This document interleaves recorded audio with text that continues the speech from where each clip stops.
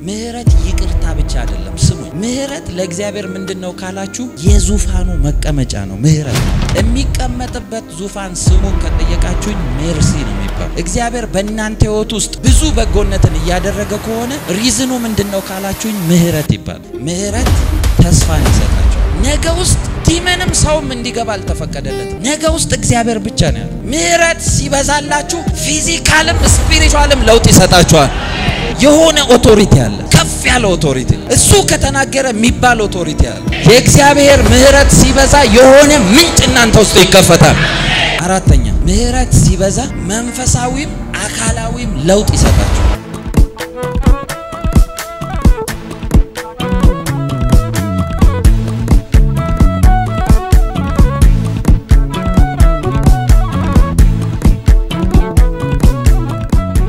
ዛሬ የእግዚአብሔር ምህረት የሚያደርግላችሁ ነገሮች ነው መነግራችሁ መጽሐፈ ነህምያ ምዕራፍ 9 ቁጥር 19 ምዕራፍ 9 ቁጥር 19 ደርሳችኋል እንደዚህ ይላል አንተ በምህረት ብዛት በመድረ በዳ አልተውካቸው በመንገድም ይመራቸው ዘንድ የደመና አምድ በቀን የሚሄዱበትንም መንገድ ያበራላቸው ዘንድ የእሳት አምድ በሌሊት ከእነርሱ አልራቀም ሲጀምር ሰምታችኋል አንተ በምህረት ብዛት ነው ብዙ ጊዜ የእግዚአብሔር ምህረት ሰው የሚመስለው ኃጢያት ሲሰራ ለኃጢያቱ ይቅርታ ሲጠይቅ ምህረት ይመስሏል ስሙኝ በደም ምህረት የኃጢያት ይቅርታ ብቻ አይደለም ብዙ ጊዜ አሁን የእግዚአብሔርን ምህረት የምንፈልገው የሆነ ነገር ስንበድል ወይ የሆነ ነገር ስናጠፋ ቤተክርስቲያን እንመጣለን እግዚአብሔር ሆይ በድያለሁ ማረኝ ምናምን ትላላችሁ እንደ ነብይ የሆነ ነገር ልንገራችሁ ብዙ ጊዜ ሰው ቤተክርስቲያን ላይ አክቲቭ የነበረ ፊት ለፊት ጋር የሚመጣ የሚቀመጥ ምናምን የነበረ ሰው የሆነ ነገር እንደሰራ ማቀው ቀስ ብሎ መጨረሻ ላይ ነው እንዲህ ብሎ የሚቀመጥ እና አቃለሁ የሆነ ነገር እንዳበላሽ አቃለሁ እና አንተኑ ራሱ የዛን በጣም ምስኪን ይሆነ እና ይገባኛል ሪድ ስለማረግ ይገባኝና አስቃለሁ እግዚአብሔር በምህረቱ ባለጠጋ ነው ይላል አይደለ ባለጠጋ ነው በምህረቱ ካለ አንድን ሰው ባለጠግነቱን ለምሳሌ በብር ስትለኩ ይሄ ሰው ባለጠጋ ነው ስትሉ ብዙ አለው ማለት ነው ስለዚህ ምህረት አንድ ነገር አይደለም እግዚአብሔርን ባለጠጋ ካስባለው ምህረቱ ብዙ ጊዜ እግዚአብሔር ምህረት ሲበዛልንና ራሱን የሚገልጥበትን መንገድ ስለማናቅ ነው ምህረት አይመስሉንም ምህረት ጭንቅላታችን ውስጥ ትዝ የሚለን የሆነ ነገር አድርገን ወይ የንስሐ ጸሎት ሲባል ስንበረከክ ነው ለኢትዮጵያ ደግሞ ትዝ የሚለን አጉሜ ስትደርስ ነው ምህረት እያንዳንዱ በህይወታችሁ የምትገቡበት ያደረጋችሁ ያለው ነገር ሁሉ የምህረት ውጤት ነው ምህረት ይቅርታ ብቻ አይደለም ስሙ ምህረት ለእግዚአብሔር ምንድነው ካላችሁ የዙፋኑ መቀመጫ ነው ምህረት ማለት የሚቀመጥበት ዙፋን ስሙን ከጠየቃችሁኝ ሜርሲ ነው የሚባል ስሙኝ ሙሴን ጠራውና እንደዚህ ያለው እንደማሳየ ታቦት ቀርጸ ተሰራለ አለው እንዴት ሲል ኪሩቦች ከግራና ቀኝ ታደርጋለ ክንፋቸውን ይሸፍናሉ ፊታቸውን ወደ ውስጥ አድርገው እንደዛ ተሰራለ አለው እሺ ያለ መሐሉን ትለዋለ ያለውን ሰምታችሁት ከሆነ በደንብ አንብባችሁት ከሆነ እንደዚህ ይላል የስርየት መክደኛ ነው አይደል አማርኛው የሚለው መሐሉ የስርየት መክደኛ ነው አለ አሁን እኛ የሚመስለን የሆነ ስርየት እንትን የሚከደንበት ነው እንግሊዘኛው ሜርሲ ሲት ነው የሚለው የምህረት መቀመጫ ነው የሚለው እግዚአብሔር በዛ ላይ ራሱን ሊገልጥ ሲፈልግ የፈለገው ምንድነው መቀመጫው ካላችሁ ምህረት ይባላል እግዚአብሔር በእናንተ ህይወት ውስጥ ብዙ ቸርነትን ያደረገ ከሆነ እግዚአብሔር በእናንተ ህይወት ውስጥ ብዙ በጎነትን ያደረገ ከሆነ ሪዝኑ ምንድነው ካላችሁኝ ምህረት ይባላል ምህረት ስለበዛላችሁ ነው ብዙ ነገር እየሆነላችሁ ያለው እንጂ ኃጢያት ስንሰራ ጠብቀን ወይ የሆነ ነገር ውስጥ ስንገባ ጠብቀን እግዚአብሔር ሆይ ማረኝ የምንለው አይደለም ምህረት ከዛ ያለፈ ነገር እግዚአብሔር ምህረት ይብዛላችሁ ምህረት የሚያደርግላችሁ ነገሮች ልንገራችሁ አንደኛ ምህረት መለኮታዊ ጥንካሬን ይሰጣችኋል ዲቫይን ስትሬንግዝ ይሰጣችኋል ምህረት መለኮታዊ ጥንካሬን ይሰጣችኋል አንዳንድ ሰዎች አይታችሁ ከሆነ የማያቁት የመከራ ብዛት ላይፋቸው ላይ ሲመጣባቸው ለአንዳንድ ሰው እኮ ሰዎች ለገቡበት እናንተ ተጨነቃላችሁ ታውቃላችሁ እኔ ሆኛ አውቃለሁ የሆኑ ሰዎች ባንዴ ብዙ ነገር ሉዝ ሲያደርጉ ስታዩ እንዴት ይሸከሙታል አንዳንድን ሰው እኮ ትፈሩለታላችሁ እንዴት ብለን ነው ምንነግረው ይሄን ነገር ብላችሁ አታውቁ እንዴት ብሎ ይሰማዋል እንዴት ይሸከማዋል የእግዚአብሔር ምህረት በኃይል ሲበዛላችሁ እናንተ ውስጣችሁ አንደርስታንድ ማድረግ የማይችለውን አቅም ይሰጣችኋል መለኮታዊ ኃይል ይሰጣችኋል ሁሉን ነገር በአንዴ ኢዮብ አስቡት ልጆቹን ንብረቱን ሁሉን በአንዴ ሉዝ ያደርግ ሉዝ ማድረጉ ብቻ አይደለም እኮ ፋታ አልሰጡትም እኮ ሰይጣን የሆነ ነገር ሲከፍትባችሁ እናንተን ቶታሊ ዲስትሮይ ማድረግ ከፈለገ ፋታ አይሰጣችሁ የሚበላሽ ነገር እዚህ ጋር ሰምታችሁ እዚህ ጋር ሰምታችሁ እዚህ ጋር ኢዮብን ይውላችሁ ስሙኝ በዚሁ አንድ ሚስጥር ልንገራችሁ ከዚህ በፊት ተናግሬያለሁ የትኛውም ቻሌንጅ እናንተ ላይ የሚመጣ እናንተ ሊያጠፋ ይችላል ፓወር የለው ኤቭሪ ታይም ሰውን የሚገለው ምንድነው ካላችሁ እንደዚህ ይላል መጽሐፍ ቅዱስ የሚሰማኝ በርጋታ ይቀመጣልና ከመከራ ስጋት ያርፋል ነው መከራ ሳይሆን የመከራው ሐሳብ ነው የሚገለው ሰው ብዙ ጊዜ ስለዚህ ምን ያረጋል እናንተ ስትሮንግ የሆናችሁበትን ፓርት ነው ሊመታባችሁ የሚመጣ ኢዮብን አታክ ማድረግ ሲጀምር የኃይሉ ሚስጥር የኃይሉ ፓወር ሶርሱ የት ጋር እንዳለ መጀመሪያ አጥንቶት ነው ልጆቹን አይደለም መጀመሪያ አታክ ያረጋው ሄዶ የሚሰዋውን ከብቶቹን ነው የመታበት ምክንያቱም ኢዮብ ምናልባት ልጆቼ በልባቸው እግዚአብሔርን በድለው ይሆናል ብሎ ኤቭሪ ታይም ይሰዋል ስለዚህ ኃይል ያገኘበት ሚስጥር ከእግዚአብሔር ጋር ያለው ሪሌሽኑ መስዋዕቱ እንደሆነ ስለሚያቅ መጀመሪያ ያንን የመታበት ሂዱ ዩት ባይብል እሱን ከመታበት በኋላ ነው ወደ ልጆች እንግዲህ አስቡ ያንን ሁሉ ከብቶች ሉዝ እንዲያረጋ አርጎት እሱን ነግረውት ሳይጨርስ መጡና እንደዚህ ያሉት የምስራቅ ሰዎች መጡ እንደዚህ ያረጉ የእንትን ሰዎች መጡ እንደዚህ ያደረጉ አንዱን ሰምቶ ሳይጨርስ መጣ ሌላኛው ልጆች ንፋስ መጣ ቤቱ እንደረመሰው ሞቱ ይሄኛውን ሰምቶ ሳይጨርስ ሌላኛው መጣ ይሄኛው በጣም የሚያስቀኝ ነገር ልንገራችሁ ሁሉን ሰው ቢያጠፋ ሰይጣን መልእክተኛውን ግን አይነካም እና አስቡ አንዱን ሰምቶ ሳይጨርስ አንዱ ይመጣ አንዱን ሰምቶ ሳይጨርስ አንዱ ይመጣበታል አሁን ስሙ እናንተን ራሳችሁን አስቡ አብዛኞቻችሁ እንደዚህ አይነት ይቀርና የጀመራችሁት ነገር ፌል ሲያረግ እንደው እግዚአብሔር አንተን ይበቃ አንተን ትጀምራላችሁ ወዲያው የኢዮብ ኃይል የተገለጠው መስዋዕቱ ላይ አይደለም ይሄን ሁሉ ከሰማ በኋላ እንደዚህ ያለ እግዚአብሔር ሰጠ እግዚአብሔር ነሳኮ ሁሉም ሊል ይችላል የእግዚአብሔር ስም የተባረከ ይሁን ማለት ግን መለኮታዊ ስትሬንግዝ ይጠይቃል ያ ነው መለኮታዊ ስትሬንግዝ ኢዮብን በብዙ ቼክ አድርጎታል እንደዚህ ያለው ቅጥርን ሰርተለት ቤት በኩል ላገኘው አይደል የኢዮብ ቅጥር ምንድነው የሚመስላችሁ እስቲ እግዚአብሔር መንፈሱን በእሳት ዙሪያው አድርጎ ቀጥሮት ነው አይደል የሚመስላችሁ የኢዮብ ቅጥር ምን እንደሆነ ታውቃላችሁ ኢዮብ እግዚአብሔርን የሚፈራ ቅን ቱት ምናም ብሎ የተጠቀሰላችሁ ነው ቅጥሮቹ የኢዮብ እንዳይነካው ያደረገው እሱ ነው አንተ ቅጥርን ይሄ ሰውዬ ይሄ ፍሬው እንድደርስ አያደርገኝም ነው እንጂ የሆነ እሳት ያያ አይደለም እየሄደ የሚመጣው ምድሩን ሁሉ ዞርኳት ሲል መጣ ባሪያዬን ኢዮብን አይተዋል ፍሬ ያፈራ እኮ ነው ይሄንን ሁሉ ሉዝ ሲያደርግ እግዚአብሔር የመሰከረለት ነገር ነው የተገለጠው ኢዮብ እግዚአብሔርን የሚፈራ መሆኑን በአፉ አስመስክሯል ስሙኝ ከመጣበት መከራ ሁሉ ምንድነው ሰይጣን ከኢዮብ እየጠበቀ የነበረው ካላችሁ ንብረቱን አይደለም ታርጌቱ የኢዮብን አንደበት ነው ሚስቱ መጣችና እንደዚህ ያለችው በቃ ሁሉናት እግዚአብሔርን ሰድበ ሙት ነው ያለችው እግዚአብሔርን መስደቡ እንጂ የሚገለው ሉዝ ማድረጉ እንዳልሆነ ያውቃል ስለዚህ ሜርሲ ሲበዛላችሁ መጀመሪያ የሚሰጣችሁ መለኮታዊ አቅም ነው መጽሐፍ ቅዱስ ከያዛችሁ መዝሙር 86 ቁጥር 16 ላይ እንደዚህ ይላል ወደኔ ተመልከት ይላል ዳዊት ማረኝም ይላል have mercy on me ይላል እኔ ነኝ ማረኝም ካለ በኋላ እንደዚህ ይላል ለባሪያ ኃይልን ስጥ ምህረት ኃይልን ይሰጣል ያልኳችሁ ለዚህ ወደኔ ተመልከታለና ማረኝ ለባሪያክ ኃይልን ስጥ አለ የእግዚአብሔር ምህረት ሲበዛላችሁ እናንተ ራሱ ኤክስፕሌን ማድረግ የሚከብዳችሁ አቅም ነው የምታገኙት ማዘን እየፈለጋችሁ አትችሉ የሆነ ፕሮቴክት አርጓችኋል የሆነ ኃይል መጥቶ ከቧችኋል ይሄ ኃይል እንዲበዛላችሁ ጸልያለሁ ሁለተኛ ምህረት እንደሚያደርግላችሁ ልንገራችሁ ምህረት ተስፋን ይሰጣቸዋል ምህረት የበዛለት ሰው ምንም ጭላንጭል ብርሃን የለም በተባለበት ተስፋ ያደርጋል እንዴ ሌላ ሁሉ እንደዚህ ሆኖ ብላችሁ ስታስቡ ምህረት ተስፋን እንደሰጣችሁ አታውቁም ሌላ ሁሉ ተስፋውን የጣለበትን ነገር እናንተ ውስጥ ተስፋን ይቀሰቅሳል የምህረት ውጤት ነው ያ ተስፋ ያለው ሰው ብቻ ነው እምነት ያለው ተስፋ ስለሌለው ሰው ስለ እምነት ብታወሩት ስለምንድነው የሚያምነው ለዛ እኮ ነው መጽሐፍ ቅዱስ እምነት ተስፋ ስለምናደርገው ነገር የሚያስረዳ አይደለም ይለው የማታዩትን ነገር የሚያስረግጥላችሁ እርግጠኛ እንድትሆኑ የሚያረጋችሁ እምነት ተስፋ ውስጣችሁ ካለ ምህረት የበዛለት ሰው ነው ስለ ነገው ተስፋ የሚያደርገው ቢግ ነገር ነገው የሚያየው ምህረት የበዛለት ሰው እናንተ ቆማችሁ ነገ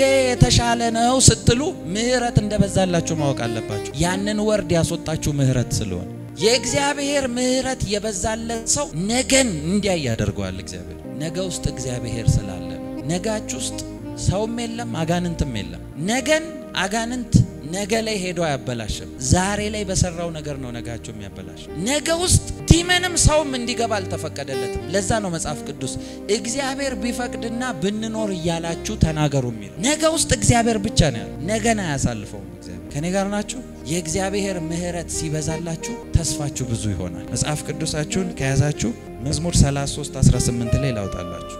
እንደዚህ ይላል፣ እነሆ ይላል የእግዚአብሔር አይኖች ወደሚፈሩት ናቸው ይልና በምህረቱ ወደሚታመኑት። ይኸውላችሁ እንግሊዘኛውን ላንብብላችሁ። but the eyes of the Lord are on those who fear him ይልና on those whose hope is in his unfalling love። ተስፋቸው በማይወድቀው በማይለወጠው ፍቅሩ ላይ ወዳደረጉት ነው የእግዚአብሔር ኃይል። የእግዚአብሔር ምህረት ሲበዛላችሁ እግዚአብሔርን ተስፋ እንድታደርጉ ከሁኔታ ሁሉ ወጣችሁ እሱ እንድትመለከቱ ነው የሚያረጋችሁ። በኢየሱስ ስም የእግዚአብሔር ምህረት ይብዛላችሁ። ምንም አይነት ሁኔታ ውስጥ ምንም አይነት ነገር ውስጥ ቢያልፍ የእግዚአብሔር ምህረት የበዛለት ሰው ነገውን ተስፋ ከማድረግ አይቆም። ነገ ውስጥ ተስፋ እንዳለ ያውቃል የእግዚአብሔር ምህረት የበዛለት ሰው። ኢየሱስ ጌታ ነው። ሶስተኛ ምህረት ሲበዛላችሁ ሶስተኛው መለኮታዊ ፕሮቪዥንን ይጎተታል ወደ እናንተ። መለኮታዊ አቅርቦት ማለት ነው። ምህረት የበዛለት ሰው ምህረት በጣም በህይወቱ የበዛለት ሰው የምታውቁት ነገር ሁሉ ተዘግቶበታል፣ ይሄ ሰው ከስሯል፣ ምንጭ የለውም ብላችሁ ስትጠብቁ የእግዚአብሔር ምህረት ካልታየ ቦታ ምንጭን ይከፍታል። መለኮታዊ ፕሮቪዥን ውስጥ ይከታቸዋል። አንዳንድ ሰዎች አላችሁ በጣም ትልልቅ እቅዶች ትልልቅ ፕላኖች አላችሁ። ያ ነገር ቢከፈት ብዙ ሺዎችን መጥቀም የሚችል ሚሊዮኖችን መጥቀም የሚችል ወይ ይሄ ሰውዬ እኮ ኮኔክሽን የለው ሰው የለው ፋይናንስ የለው የተባለ የእግዚአብሔር ምህረት እዛ ሰውዬ ላይ ከመጣ እናንተ ማታውቁትን ሰው ጎትቶ ያመጣለታል። ምህረት የናንተን በረከት ከያዙ ሰዎች ጋር ያገናኛቸዋል። እኔ ምን አይነት ሰዎች እንደሚታዩ ልንገራችሁ። ለራሳቸው ነገሮቻቸውን ሲያዩ ትንሽ የሆነባቸው እግዚአብሔር ግን እነሱን ሲያይ ብዙ ሺዎችን የሚመግብ ሰዎች እዚሁ አሉ። ስሙኝ በደንብ በጣም መገረምበት የመጽሐፍ ቅዱስ ቃል ልንገራችሁ። አንደኛ ነገሥት 17 ላይ ያለ ቃል አንዲት ሴት አለች ይላል፣ መበለት ናት ይላል። ባሏ የለም፣ ልጇን ብቻዋን የምታሳድግ ሴት። ኤልያስ በራሱ ያፍ ቃል ሰማይን ዘግቶታል። 3 አመት ከምናምን እንዳይዘም ቆልፎታል። ሰው የትኛውም ነብይ ቢነሳ አይከፍቶም። ነብይ የለም እንደ ካላችሁ 7000 ነብይ ያለበት ቦታ ላይ ነው ብቻውን የቆለፈው። በዚሁ ጌታ ምን እያስተማራችሁ መሰላችሁ? ሁሉም ነብይ አንድ አይነት ነው የሚለው ልክ እንዳልሆነ እያሳያችሁ ነው። 7000 ነብይ አንድ ላይ ተደምሮ የኤልያስን ቃል አይቀይርም። ከአፌ ቃል በስተቀር ብሎ ቆልፎ ኪሱ ከቶ የሚንቀሳቀስ ነብይ። እንደዚህ አይነት ነቢያት ይነሳሉ። የሆነ ኦቶሪቲ አለ፣ ከፍ ያለ ኦቶሪቲ። እሱ ከተናገረ የሚባል ኦቶሪቲ አለ። እግዚአብሔር ድምጽ ብርቅ ነበር በተባለበት ነብይነት ዘመን ሳሙኤል ተወልዷል። ሳሙኤል ሲወጣ ምን እንዳለ ታውቃላችሁ? መጽሐፍ ቅዱስ ስለ ሳሙኤል ከዳን እስከ ቤርሳቤ ማለት 120 ግዛት ድምጹ ጠብ የማይል ነብይ ነው። ቃሉ መሬት ላይ ወድቅም ሰውዬ። እሱ ተናገረ ከተባለ ከተማ መሪ ለምን አይሆንም? ሐሳቡን ይቀይራል። አይ እንደዚህ ይው ፈልጎ በፍላጎቱ ቢል ይስማማል። ስሙኝ፣ እግዚአብሔር ሜርሲ መለኮታዊ ፕሮቪዥንን እናንተ ውስጥ ይጎተታል። ስሙኝ፣ መለኮታዊ ፕሮቪዥኑን ሲጎትት ደግሞ የእግዚአብሔር ሜርሲ የሚገርማችሁ የበረከት ማግኔት ነው የሚያረጋችሁ እናንተ።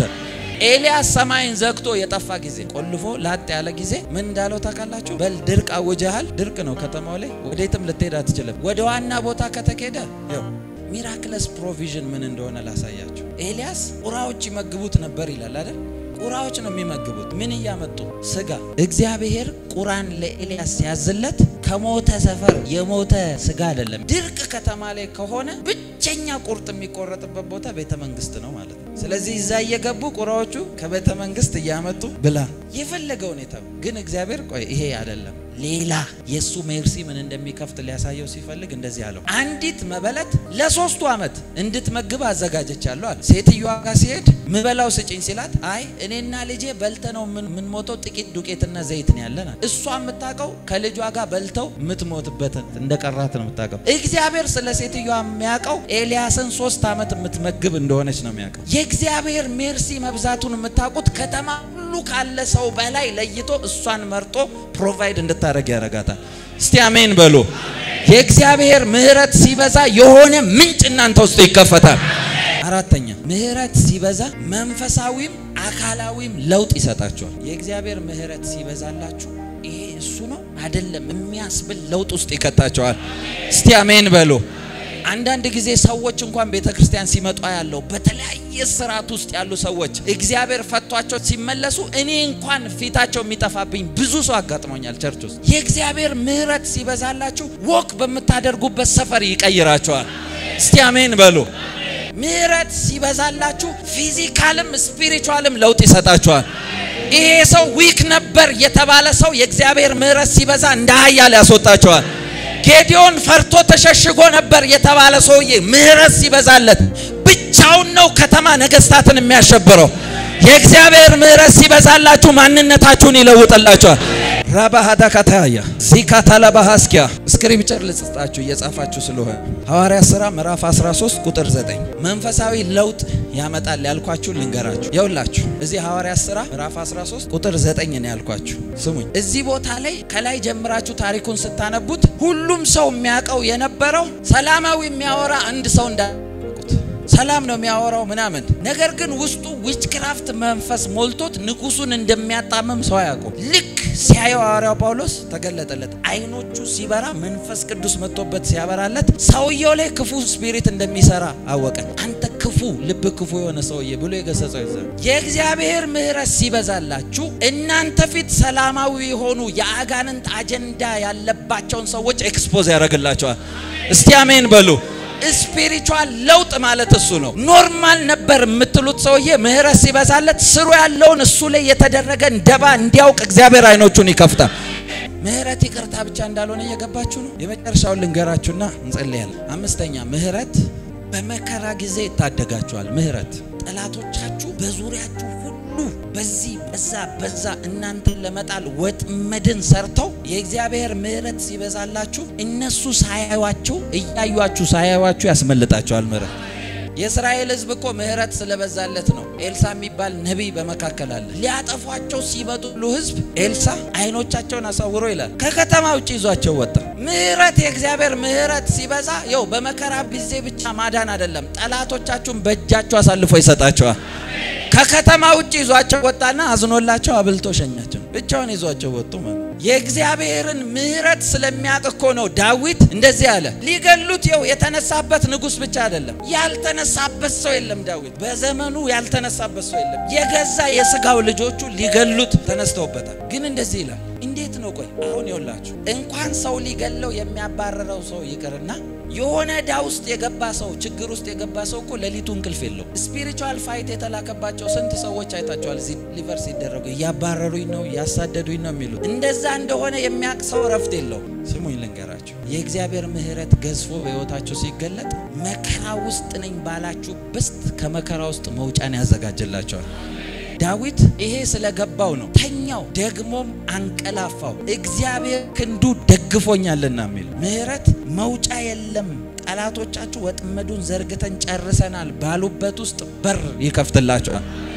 ማትደርሱበት ከፍታ ላይ ነጥቆ ይወስዳችኋል። በሰው ስሌት በሰው አይምሮ አይደረስም የተባለበት ቦታ ሁሉ ጎትቶ ይወስዳችኋል። በኢየሱስ ስም እንድትገቡ ጸልያለሁ። በር እንዲከፈትላችሁ ጸልያለሁ። የእግዚአብሔር ምህረት በኃይል ይብዛላችሁ። ምህረት በኃይል ይብዛላችሁ።